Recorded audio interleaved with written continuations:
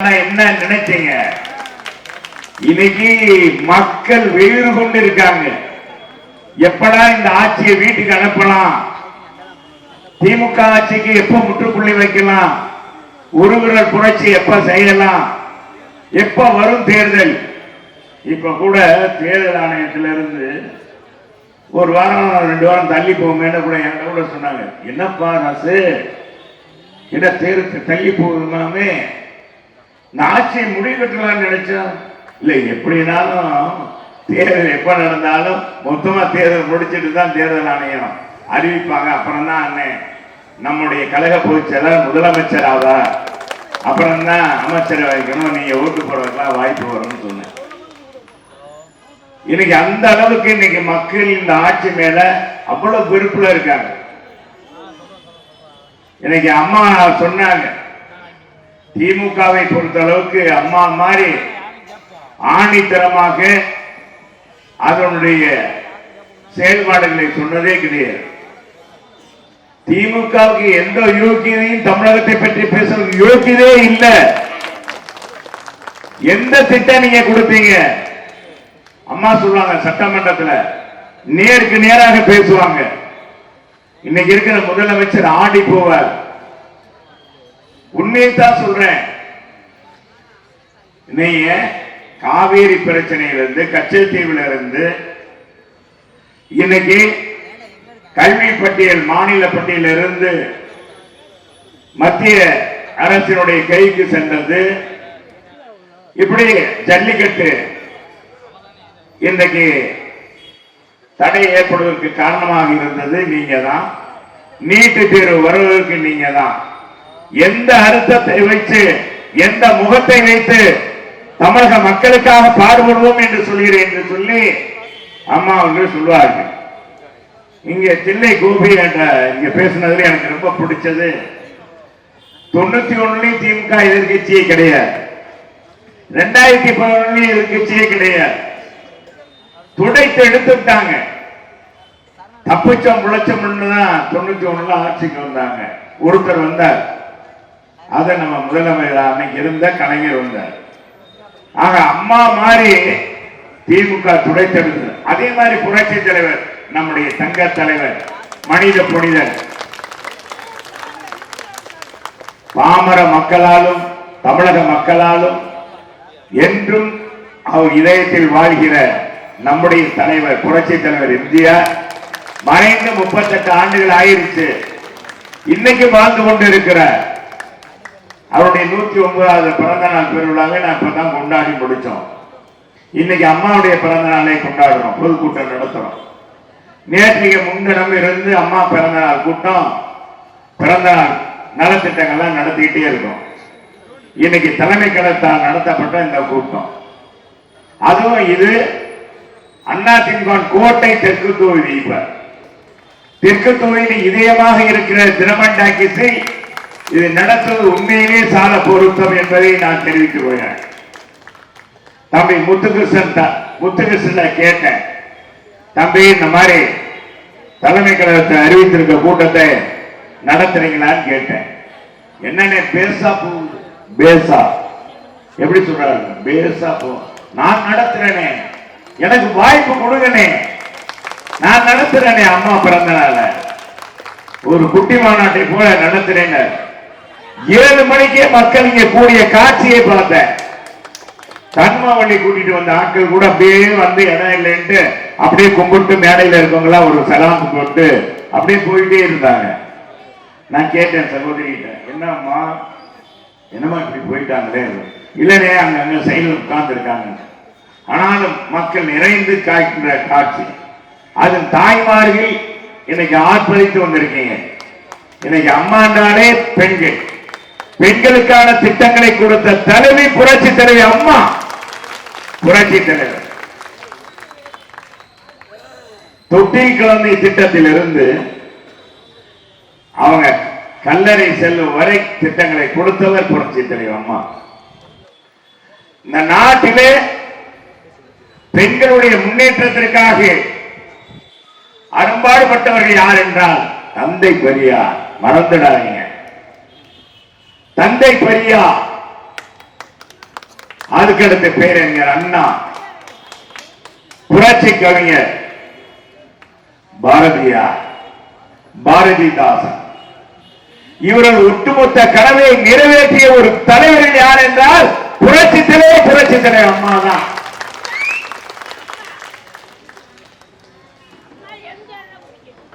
அம்மா சொல்வாங்க, ஆண்களுக்கு நிகராக பெண்களால் சாதிக்க முடியும். பெண்களுக்கு வாய்ப்பு கொடுங்க, அதை சாதித்து காட்ட. நீங்க கொடுத்த பொறுப்பை நீங்க காட்டுல நீங்க ஆண் செயல்படுத்தி கட்ட 100%, 200% சிறப்பா செய்வாங்கன்னு சொல்லுவாங்க. நான் மிகைப்படுத்தி சொல்லல, உண்மையை சொல்றேன். ஒவ்வொரு குடும்பத்திலையும் இன்னைக்கு பாத்தீங்கன்னா கணவன் மனைவி, கணவர் வேலைக்கு போயிடுவார், மனைவி வீட்டில் இருக்காங்க. தலைவரே கொஞ்ச நேரம் அமைதியா உட்காரு தலைவரே, அவர் சேர போடுப்பா, சேர போடுங்கப்பா, உட்காரு தலைவரே. என்ன சொல்லுவாங்க சொல்லுவாங்கன்னா கணவன்மார்கள் என்ன சொல்லுவாங்களா, ஏனே உங்க வீட்டுக்காரர் என்ன செய்யறாங்க, உங்க வீட்டுக்காரங்க என்ன செய்யறாங்க, வீட்டுல சும்மா இருக்காங்க. வீட்டுல சும்மாவா பெண்கள் இருப்பாங்க? பின்தோங்கி முன் எழுகிற சமுதாயம் பெண் சமுதாயம் என்று அம்மா சொல்லுவாங்க. நல்லா ஜோர கைத்தட்டுங்க. உங்களை பற்றி இவ்வளவு பெருமையா யார் சொல்ல முடியாது. யாராச்சும் நினைச்சுவாங்க, அம்மா இருக்கும்போதுதான் தமிழகத்துல நிறைய துறைகளை பெண்கள் தான் துறை செயலாளர்களாவே நியமிப்பாங்க. ஆமாங்க, நியமிப்பாங்க. நிறைய தனக்கு முதன்மை செயலாளர் பெண் தான், தலைமை செயலாளரும் பெண்ணை தான் நியமிப்பாங்க. அவ்வளவு நம்பிக்கை உடையவங்க. அப்ப சொல்லுவாங்க, எங்க அமைச்சர்கள் எல்லாம் கூப்பிட்டு வச்சுட்டு எங்கிட்ட சொல்லுவாங்க, உங்களுக்காகத்தான் சொல்றேன், உட்கார்ந்திருக்க தாய்மார்கள் நினைத்து பாருங்க, இப்படி ஒரு பெண் தலைவி பிறந்திருக்கிறார். இந்தியாவிலேயே ஒரு இரும்பு பெண்மணி நான் புரட்சி தலைவர் அம்மா. 8 மொழியில் எழுத படிக்க தெரியும், 10 மொழி அறிந்தவர் நம் தாய் புரட்சி தலைவர்.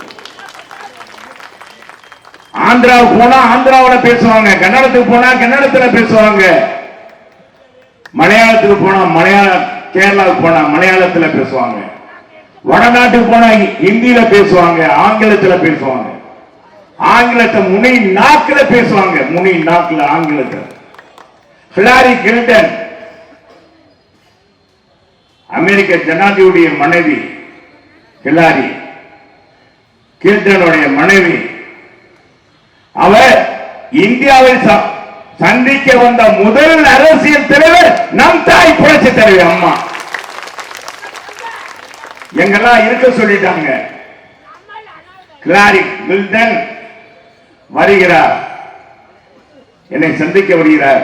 அமைச்சர் எல்லாம் இருங்க, நான் உங்களோட பேசிட்டு வரேன் அப்படின்னு சொன்னாங்க.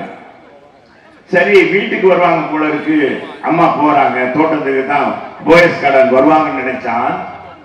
அம்மா கோட்டைக்கே வர்றாங்க. அந்த அம்மா குட்டு குட்டு குடு மாடிப்படியில ஏறி வந்து அம்மாவுடைய அறையை சந்திக்கிறாங்க. சரி, துணைக்கு அமெரிக்காவுடைய அதிபருக்கு துணையாக யாராச்சும் ஒரு மொழிபெயர்ப்பாளர் இருப்பார் அப்படின்னு நினைச்சா, ஒன் அம்மாவும் ஹிலாரி கிளின்டனும் பேசுறாங்க. அந்த அம்மா பேசுற ஆங்கிலத்துக்கு அம்மா ஆங்கிலத்திலே பதில் சொல்றாங்க. அவங்க கேட்கிறதுக்கு அம்மா ஆங்கிலத்திலே பதில் சொல்றாங்க. இது மாதிரி தலைவட்டு ஒருத்தனை காமெடா இந்தியாவில் நான் இந்த ஆம்பளை பேச முடியுமா? சொல்ல முடியுமா? என் தாய்க்கு ஈடாக ஒரு தலைவனை சொல்லுங்க. யார் ஜனாதிபதி, யார் பிரதமராக இருந்தாலும் சரி, அம்மா இங்க இருந்து டெல்லிக்கு போறாங்கன்னா, டெல்லியில பாத்தீங்கன்னா எல்லாரும் வந்து அம்மாவை வரவேற்பாங்க. உலக தொலைக்காட்சி அத்தனை ஊடகங்களும் அங்க வந்து நிற்கும் அம்மா முன்னால. அத்தனை பேருக்கு ஆங்கிலத்துல பேசுவாங்க, அத்தனை பேரையும் சந்திப்பாங்க. அவங்க கேட்கிற கேள்விக்கு அற்புதமாக சொல்லுவாங்க. பாத்தி உண்மையிலேங்க நம்ம கொடுத்து வைக்கல, கொடுத்து வச்சிருந்தா அம்மா இறக்குற வயசாங்க. இன்னைக்கு அம்மா இறந்து 9 வருஷம் 8-9 வருஷம் ஆகும். இன்னைக்கு அவருக்கு 78வது பிறந்த நாள். நம்மளாம் நினைச்சு பார்த்திருக்கோமா அவர் இந்த வயசுல மறைவாருங்க? தமிழ்நாடுக்கு பிடிச்ச நமக்கு ஒரு மிகப்பெரிய பின்னடைவு தான். அந்த அளவுக்கு அம்மாவுடைய ஆற்றல் திறமை இருந்தது. அவங்க சொல்லுவாங்க, தமிழ்நாட்டை நாம் இந்தியாவில் முதல் மாநிலம் என்று அல்ல, அமைச்சரவை கொடுக்கும் ஆசியாவிலே பெரிய நாடாக, அனைத்து வசதியும் பெற்ற நாடாக, சாலை வசதி அனைத்தும் பெற்றதாக, தகவல் தொழில்நுட்ப சிறந்த மாநிலமாக தமிழகத்தை உருவெடுக்க வேண்டும். அதுதான் என்னுடைய லட்சியம். நமக்கு பூலோக அமைப்பில் நமக்கு மாறி எங்கேயும் அமையல. நம்ம மாநிலத்துக்கு மாறி நம்ம தமிழ்நாட்டுக்கு மாறி எங்கேயும் கிடையாது என்று ஆணைத்தனமாக சொல்லுவாங்க. அம்மா காலத்துல 6 வழிச்சாலை, இன்னைக்கு நீங்க ஈசிஆர் ரோடு சொல்றோம் இல்லையா, பைபாஸ் சாலை. இன்னைக்கு கன்னியாகுமரி, காஷ்மீர்ல இருந்து கன்னியாகுமரி வரை வர சாலைகள். இதெல்லாம் தலைவர் அம்மா இருக்கும்போது போடப்பட்டது. வாஜ்பாய் முதலமைச்சராக அம்மா கையெழுத்திட்டது. எங்கு பார்த்தாலும் அகலமான சாலைகள், ரோடு வசதிகள், தண்ணீர் வசதி. ஏறத்தாழ ஸ்மார்ட் சிட்டி திட்டத்தின் கீழே அம்மா அவர்கள் 11 நகரங்களே எடுத்தார்கள், மாநகராட்சியை எடுத்தாங்க. எந்த ஆட்சியிலும் 11 மாநகராட்சியை ஸ்மார்ட் சிட்டி திட்டத்தின் நகரமயமாக்கி ஆக்குறதில்லை, நவீன நயனமாக்குறதுல கொண்டு வந்தது கிடையாது. புரட்சி தலைவர் அம்மா தான் செஞ்சாங்க. அதெல்லாம் மதுரை 1200 கோடி வாங்கிய அன்னைக்கு இந்த 1200 கோடியில என்ன எத்தனை திட்டங்கள் அன்னைக்கு மதுரையில இன்னைக்கு நம்ம பேசப்படுற கட்டடங்கி, சாலை வசதி, இன்னைக்கு ரோடு வசதி, பால வசதி அத்தனை செய்தார்கள். அதற்கடுத்த அண்ணன் எடப்பாடியார் வந்தார், 8000 கோடி கொடுத்தார். 4 ஆண்டுகளை 8000 கோடி. மதுரையை சுற்றி பார்த்தீங்கன்னா, மதுரையை சுற்றி இருக்கிற ஏரி குளங்கள் தூர்வாரப்பட்டது. அரசர் காலத்துக்கு பிறகு இது அம்மா தான் இந்த திட்டத்தை கொண்டு வந்தவங்க. செயல்படுத்தியது புரட்சி தமிழர் எடப்பாடியார். திமுக போட்டி போட்டுக் கொண்டு அதனுடைய வரவேற்பு மக்கள் மத்தியில, கிராமங்கள், நகரங்கள்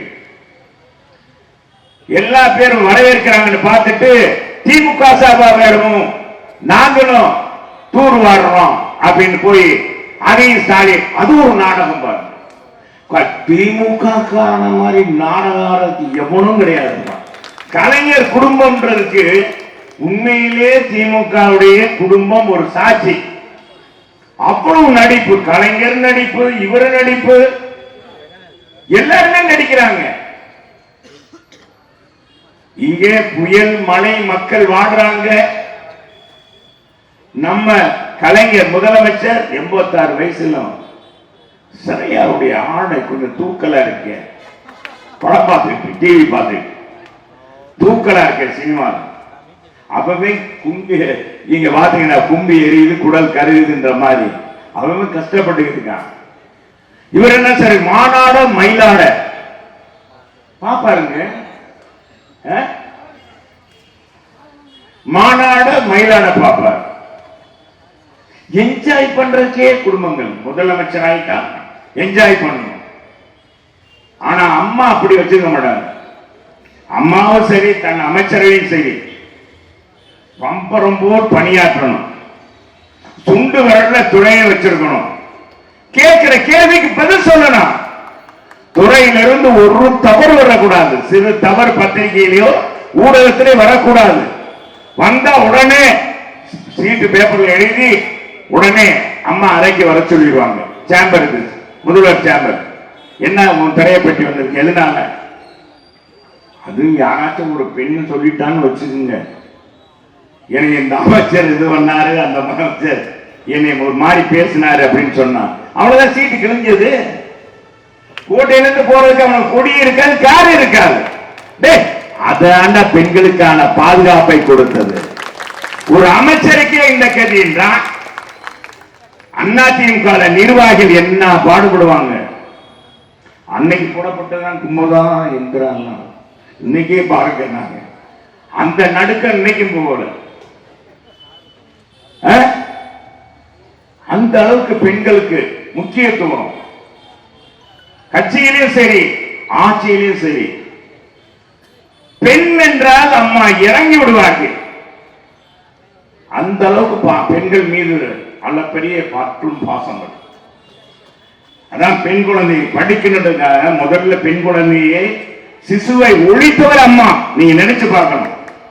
அம்மா காலத்துக்கு முன்பாக எடுத்தீங்கன்னா தமிழ்நாட்டில் ஒரு 10-15 மாவட்டங்கள், 15 மாவட்டத்துக்கு மேற்பட்ட மாவட்டங்கள், மதுரை, தேனி, திண்டுக்கல், அப்படியே போனீங்கன்னா கிருஷ்ணகிரி, அப்படி சேலம், நாமக்கல், தர்மபுரி, அங்கிட்டு பார்த்தீங்கன்னா வேலூர், செங்கல்பட்டு, கடலூர், இதுல 2 குழந்தைக்கு பிறகு ஒரு பெண் குழந்தை பிறந்தா உடனே சிசுவை அழித்துருவாங்க.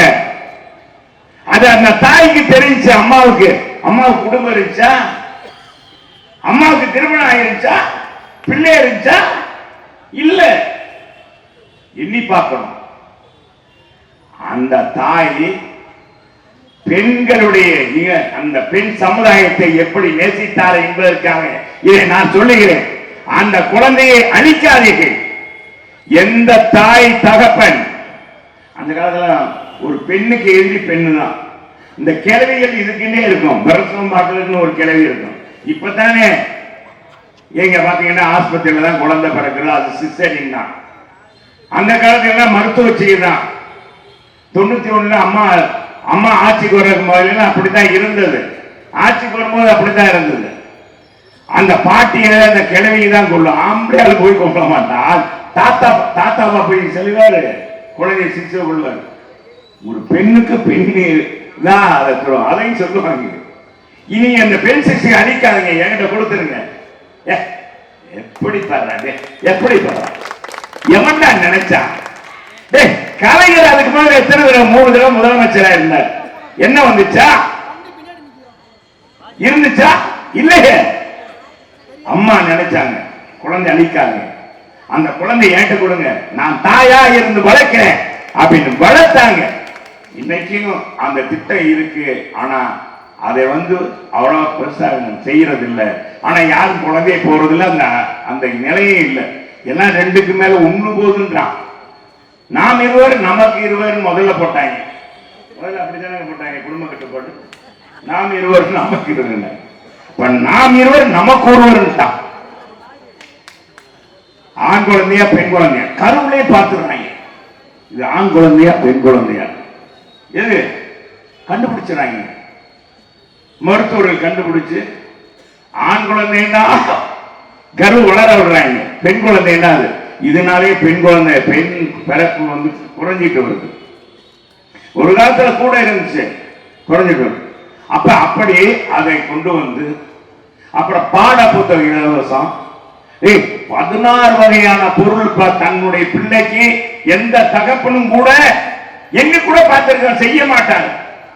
அந்த குழந்தைக்கு ஜாமெட்ரி பாக்ஸ், கிரையான், அலிரப்பர், கலர் பென்சில், உலக வரைபடம் புத்தகம், நோட்டு புத்தகம்,